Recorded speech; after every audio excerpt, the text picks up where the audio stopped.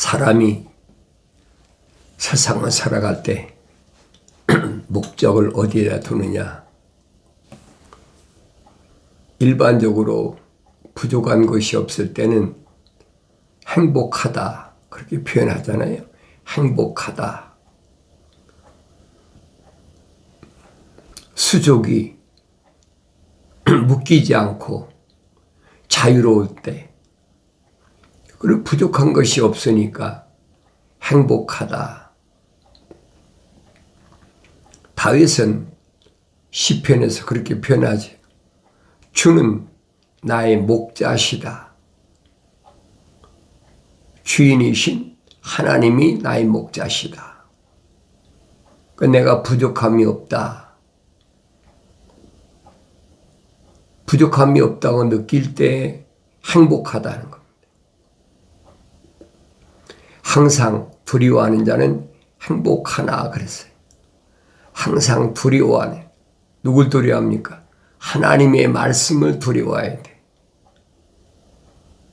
하나님 말씀을 두려워하는 사람은 책망받고 돌이키고 약속하신 성령 받아서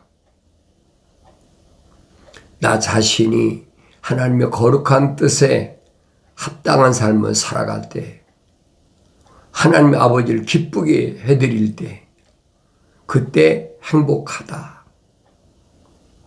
지혜와 명철이 어디서 오는지를 알아야 됩니다. 지혜와 명철은 하늘 아래 지식에서 오는 것이 아니라 하나님의 생명책에 그 이름이 기록된 사람은 하늘 아래 것에 대한 두려움이 없어요. 오직 주인은 아버지 하나님 한 분뿐이다. 그걸 아는 사람은 영생을 얻는다고 하나님의 아들이 오셔서 분명히 선포하시잖아요. 영생은 이것이니 그 사람들이 유일하신 참 하나님 아버지와 아버지께서 보내신 예수 그리스도를 아는 것이라.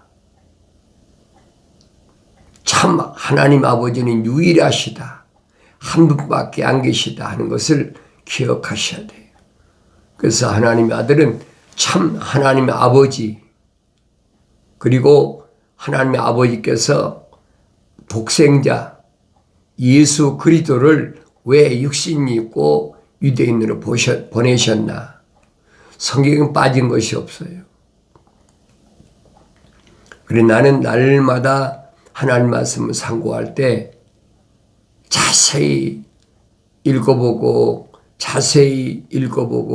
되새김질하고 하나님의 아버지께서 나에게 말씀하신 것이 무엇인가. 다른 사람은 말할 필요가 없어요. 지도자라고 다른 사람을 챙기다가 가나안 땅에 들어가지 못한 것이 모세라는 것을 기억하셔야 돼요. 그 사람이 얼마나 똑똑한가, 그 얼마나 훌륭한가, 그게 중요한 것이 아니에요. 하나님은 그 사람의 외모를 안 보십니다.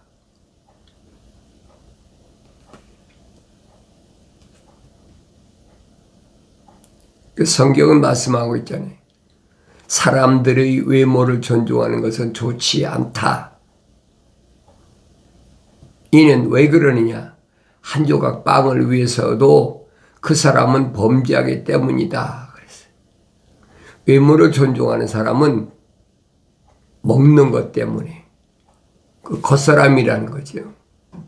외모는 껍데기잖아요.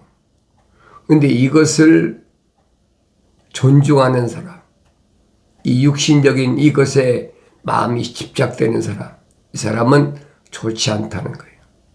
왜 그러느냐? 이 육신이 뭘 먹고 입고 마시고 하는 것 때문에 뭐까지 하느냐? 범죄한다는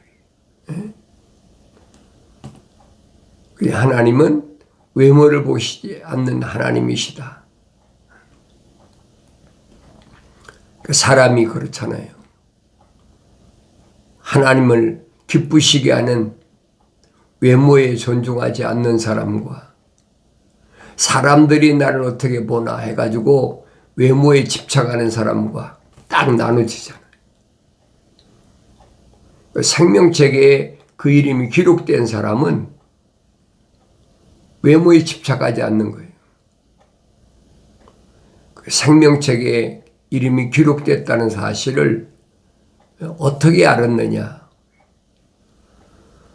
모세가 40일 동안 금식했잖아요.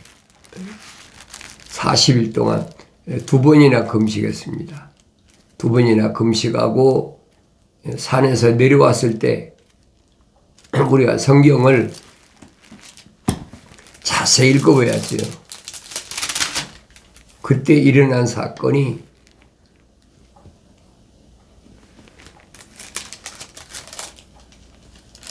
얼마나 엄청난 사건이냐.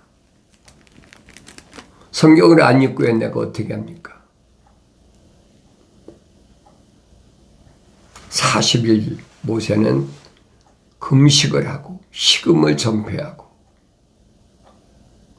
그리고 불을 다스리는 천사를 통해서 계명을 받았다. 계명만 받은 건 아니잖아요. 그러니까 하나님께서 왜 계명을 주셨나? 사도 바울은 설명하잖아요. 3층천에 갔다 온 사도 바울의 설명에 의하면 중보자께서 출애굽한 이스라엘 백성들이 범법함 때문에 계명을 주셨다. 기억하셔야 돼요. 계명은 아무나 받는 것이 아닙니다.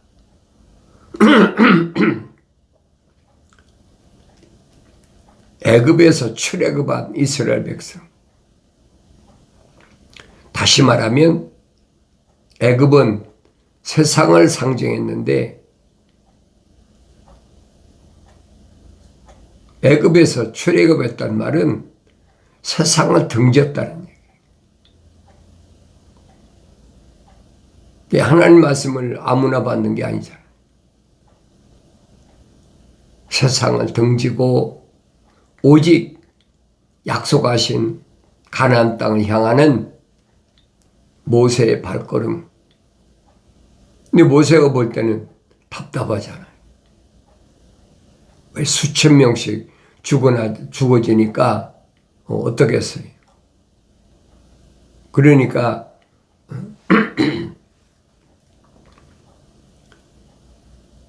자기 가지고 있던 돌판까지 깨트렸는데 40일 금식에서 받아온 돌판 깨트렸어요. 그게 얼마나 답답하겠습니까?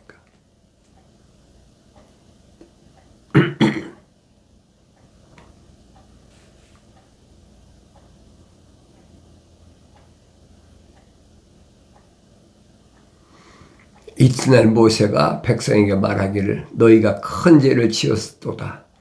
내가 이제 주께로 올라가리니 혹시 내가 너희 죄를 위해 속죄할 수 있을까 함이라. 두 번째 모세가 시내산으로 올라가기 전에 한 얘기. 모세가 주께로 돌아와서 말하기를 이 백성이 큰 죄를 지었고 자기들에게 금으로 신들을 만들었나이다. 지금이라도 주께서 그들의 죄를 용서하시기를 원하나이다. 만일 그렇게 하지 않으시려거든 간구하오니 주께서 기록하신 주의 책에서 나를 지워버리소서 하니 주께서 모세에게 말씀하시기를 나를 거역하는 죄를 지은 자는 누구라도 내가 그를 나의 책에서 지워버리리라. 무서운 경고잖아요. 가나안까지 이끌어가야 될 막중한 책임을 진 모세에게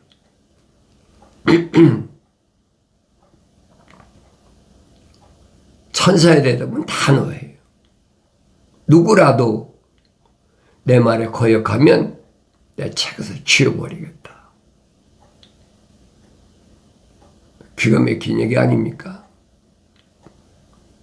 다른 사람을 보고 하는 얘기가 아니에요. 나를 보고 하는 얘기지. 내가 계명을 받았나, 계명을 받지 않았나. 내 이름이 생명책에 기록이 돼 있나, 안 돼 있나. 내 이름이 생명책에 기록되어 있는 사람은 어떤 것도 바꿀 수 없다는 사실을 아셔야 돼.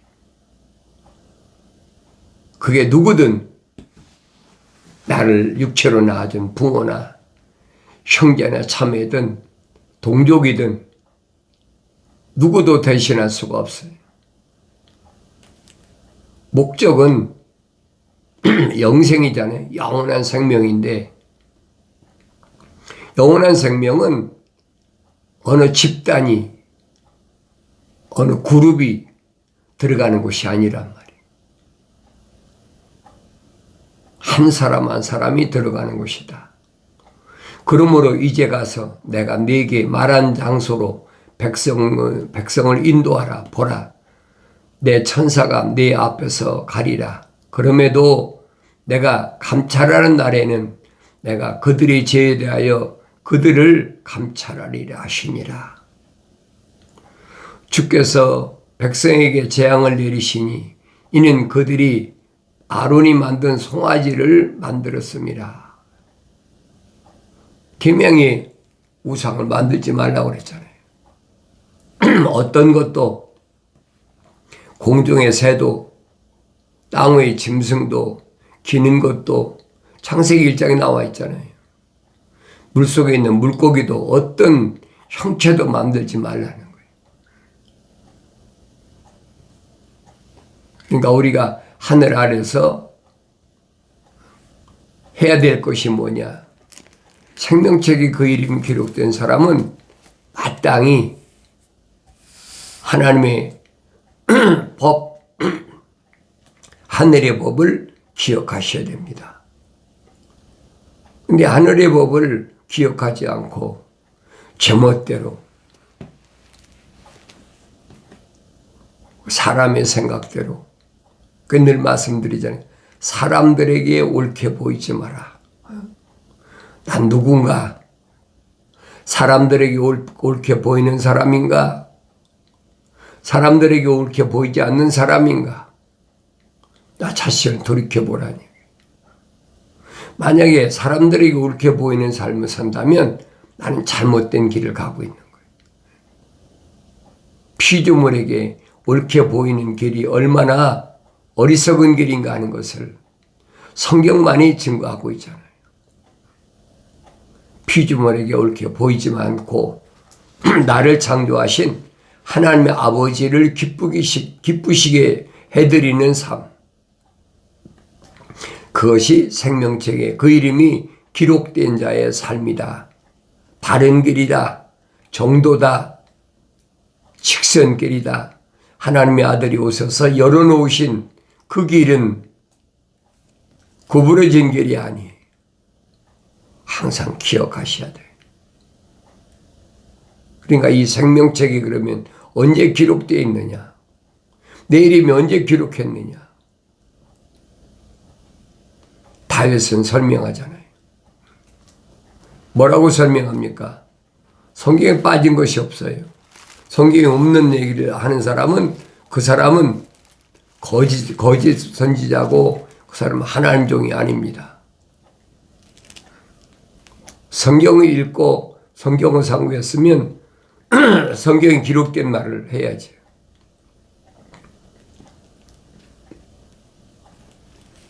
다윗은 뭐라고 설명하고 있느냐?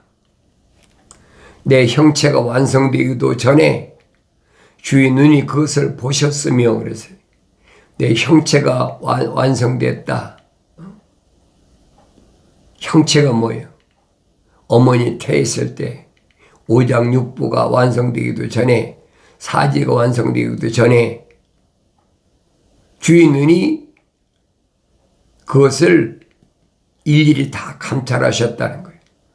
나의 지체들이 전혀 없고 형성되는 중에도 주의 책에는 그것들이 다 기록되어 있었나이다. 이미 주의 책에 다 기록해 놨어요. 왜? 하나님이 덮으셔서 하나님 간섭하셔서 아무나 되는 게 아니라고 말씀드리잖아요. 다윗은 8형제잖아요. 8형제. 다윗 우회로 7형제가 더 있어요. 근데 그들이 세상에 나올 때 이렇게 주의 책이 기록됐다는 말이 없잖아요. 주의 책이 기록됐기 때문에 사무엘 선지자가 이새의 집에 기름 부러 선택해서 기름 부러 갔을 때 키굴도 장대하고 잘생기고 외모로 볼 땐 그럴듯하잖아요. 그래서 첫째도 둘째도 셋째도 그래서 7째까지 다 지나가는데 천사는 뭐래요? 아니라는 거예요. 그 마지막에 가서 이새한테 묻잖아요. 이게 네 아들이 다 전부냐? 하나 있긴 있는데 그는 베들레헴 들에서 양치는 목동입니다. 데려와 봐라. 그래서 양치는 목동 다윗을 데려오니까 뭐라고 말합니까? 그가 내 마음에 합당한 자다. 그에게 기름을 부어라. 사무엘 선지자가 기름을 부을 때 성령이 임했다 그랬어요. 성령이 임했다. 성령 받은 다윗이 기록한 것이 시편이에요. 성령 받지 않은 사람이 시편 읽어봐야 무슨 말인가 몰라요. 알 수가 없어요. 성령 받고 읽어봐야 내가 온전히 안다는 사실을 기억하셔야 돼요. 성령 받지 않고 읽으면 몇 번 읽었다, 몇 번 썼다, 필사했다, 성경 구절 몇 절 암송했다, 그런 거 가지고 얘기하지. 그건 아무도 유익이 안 돼. 한 번 읽어도 깨달아야지. 되새김질하고 읽고 되새김질하고 베레아 사람들처럼 말씀이 그런가요? 날마다 말씀을 상고해 보면 하나님의 아버지께서 창조하신 큰 그림이 나타나 있잖아요. 아무나 깨닫는 게 아니잖아요. 하나님 말씀을 항상 내 손에서 떨어지지 않도록. 그 다윗은 설명하는 거 그렇게 시작하잖아요. 복이 있는 사람은 딱 한 사람이에요. 복이 있는 사람은 단수잖아요. 복이 있는 사람들이 아니잖아요. 복이 있는 사람은 악인들의 관계에 따르지 아니하며 악인들은 많아. 복 있는 사람은 단수인데 악인들은 숫자가 많다만 복수를 썼다는 얘기예요. 그러니까 쉽게 말하면 복이 있다는 말은 무슨 말이냐? 하나님이 간섭하시는 사람은 한 사람 한 사람씩이에요. 그런데 악인들은 하나님의 약속을 믿지 않고 하나님 명령에 불순종하는 사람들은 가득해. 그게 복수를 사용한 거예요. 악인들의 관계를 따르지 아니한다. 간사한 계략에 따르지 아니한다는 거예요. 생명책에 기록된 사람, 그 사람이 성령 받아 완성돼야 악인들의 관계를 분별하는 겁니다. 성령의 은사가 있잖아요. 영분별의 은사. 사도 바울이 곤도 지방에 보낸 편지에서 밝히잖아요. 성령의 은사가 뭔가? 성령 받아야 알죠. 악인들의 간사한 괴략 꽉 찼어요. 뭐 구덩이도 파놓고 부비출입 설치해놓고 그물 쳐놓고 하늘 아래 그런 것들이 가득하단 말이에요. 그러나 두려워할 필요가 없어요. 바벨론에 붙잡혀간 네 소년을 모델로 보여주고 있잖아요. 어린 소년들이지만은 하나님의 명령을 순종했을 때 하늘 아래 것에 왕이 먹는 진수성찬에 마음 뺏기지 않고 구별되게 살 때 하나님은 그들을 지키시고 보호하셨다. 지키시고 보호하셨다고 끝난 게 아니잖아요. 계속 시험이 오잖아요. 간사한 계략, 죄인들의 길 서지 아니한다. 내가 가는 길이 어떤 길인가? 주님이 열어놓으신 나는 길이요 진리요 생명이다. 사람들이 나로 말미암지 않고는 아버지 집에 올 자가 없다. 분명히 선포하셨잖아요. 난 그 길을 가고 있나? 그 길은 만만한 길이 아니에요. 그 길은 외롭고 쓸쓸하고 왜 좁은 길이니까 사람들이 선호하지 않잖아요. 사람들이 야 예수 믿으면 부자 되지 않는다는데 왜 예수 믿겠습니까?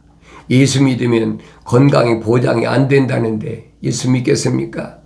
예수 믿으면 세상에서 출세하지 못한다는데 가정에 평화가 없다는데 예수 믿겠느냐 이 말이에요. 안 가는 거예요. 그러나 주님이 열어놓으신 그 길은 영생의 길이 영원한 생명이 있는 길이에요. 아무리 사탄이 구덩이 파놓고 부비출입을 설치해놓고 세금으로 쳐놓더라도 주님이 닦아놓으신 그 길은 전혀 아무것도 없어. 지장이 없어. 그 성경은 그 길을 무슨 길이라고 하냐? 황금길이다. 그렇게 표현했잖아요. 육신이 황금길이 아니에요. 내 혼이 주님 따라가는 길은 영생의 길이다. 진리요 생명의 길이라고 주님 선포하시잖아요. 생명책에 그 이름이 기록된 사람들만 주님 선택하셨다. 항상 기억하셔야 돼. 누가는 설명하잖아요. 누가복음에서 주님이 제자들을 70명을 선정해가지고 복음을 전하라고 내보내면서 복음을 받아들이지 않는 사람은 그 집에서 나올 때 발에 묻은 먼지까지 떨어버려라. 얼마나 철두철미한가를 또 철두철미해야 되는지를 설명해 주고 있는 거예요. 그런데 모세는 계명을 받아가지고 40일 동안 그걸 못 기다려가지고 그 안에 우상을 만들어 놓고 홀딱 벗고 춤을 추고 그 얼마나 된다고 못 기다립니까? 이런 말씀들은 나에게 주신 말씀이지 다른 사람이 주신 말씀이 아니에요. 내가 그래서 읽으란 얘기. 내가 읽고 내가 가야 할 길이 어떤 길인가. 죄인들의 길에 서지 아니하며 조롱하는 자들이 자리에 앉지 아니한도다. 내가 하지 말아야 될 일을 자행하면서도 그게 뭔지도 모르잖아요. 그 길에 가지 말라는 거예요. 그 길에 서지도 말고 앉지도 말라는 거예요. 그의 즐거움이 주의 법에 있으니. 그랬어요. 즐거움이 어디 있어요? 주의 법에 있어. 계명, 규례, 율법. 왜? 천국의 시민권을 가지고 있으니까. 내가 육신은 하늘 아래 있지만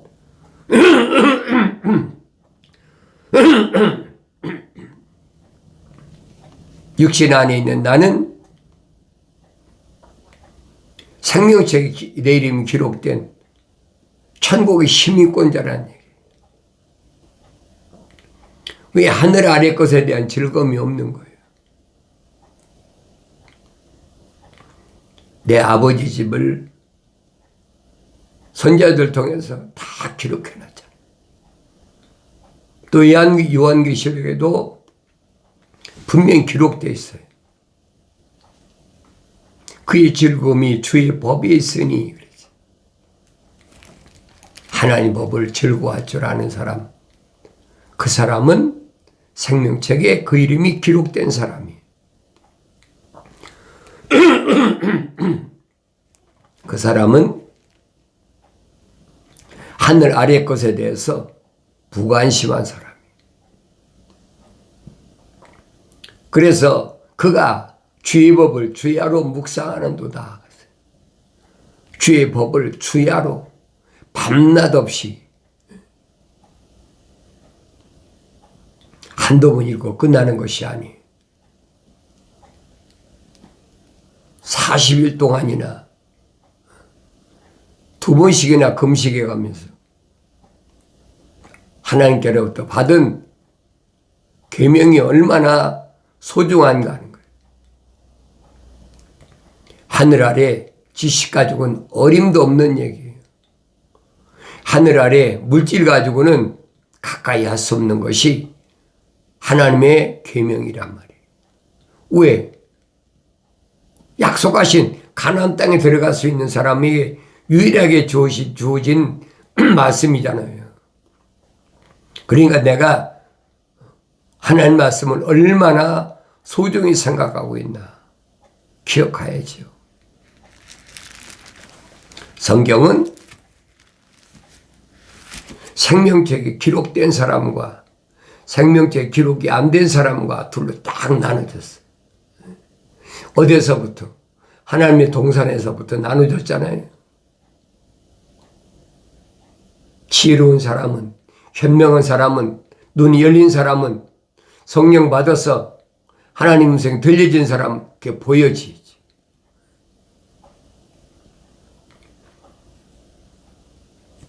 하나님께서 첫사람 아담을 어떻게 창조하셨는지,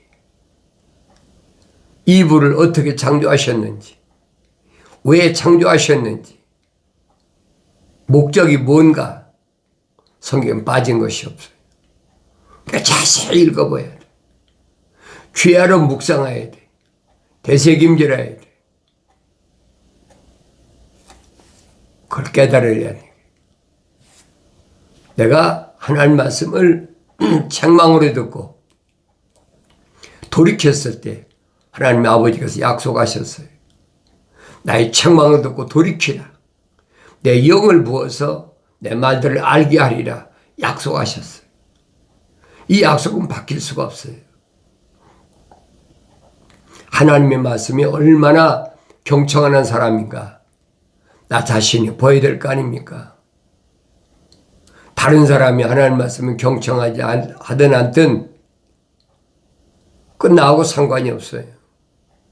영생은 나 한 사람이 약속하신 거니까. 그래서 사람은, 복 있는 사람은, 하나님께서 간섭하시는 사람은, 하나님께서 보호하시는 사람은 한 사람 한 사람이라. 악인들이 하나님의 약속을 믿지 않고 하나님 명령에 불순종하는 사람들이 꽉 찼는데 그들이 간사한 계략에 넘어가지 않는다.